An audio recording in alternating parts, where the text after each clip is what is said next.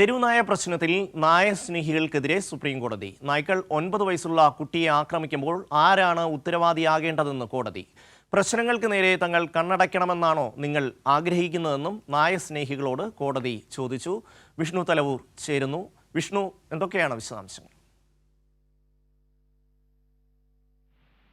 ഷമി, കഴിഞ്ഞ ദിവസവും കേസ് പരിഗണിച്ച സാഹചര്യത്തിൽ ഈ ഒരു മൃഗസ്നേഹികൾക്കെതിരെ സുപ്രീം കോടതി രൂക്ഷ വിമർശനങ്ങൾ നടത്തിയിരുന്നു. എന്തായാലും ഇന്നും കേസിൽ തുടർവാദം കേൾക്കുന്ന സാഹചര്യത്തിലാണ് ഈ മൃഗസ്നേഹികൾക്കെതിരെ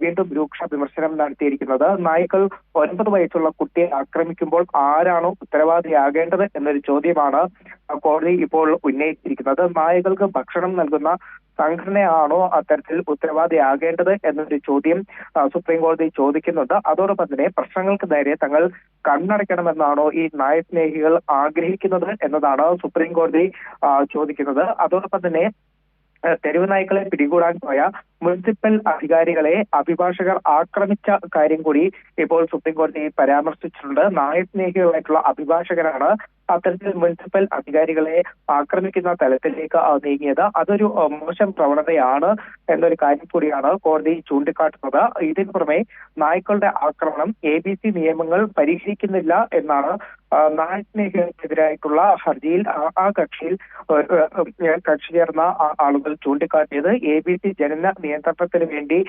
മാത്രമാണ് എന്നതടക്കമുള്ള കാര്യങ്ങളാണ് ഇപ്പോൾ കോടതിയിൽ ചൂണ്ടിക്കാട്ടുന്നത്. എന്തായാലും നായസ്നേഹികൾക്കെതിരെ രൂക്ഷ വിമർശനം തന്നെയാണ് കഴിഞ്ഞ കുറച്ച് ദിവസങ്ങളായി തന്നെ വാദത്തിനിടയിൽ സുപ്രീം കോടതി ഉന്നയിക്കുന്നത്. ഷമ്മി, വിഷ്ണുവാണ് വിശദാംശങ്ങൾ നൽകിയത്.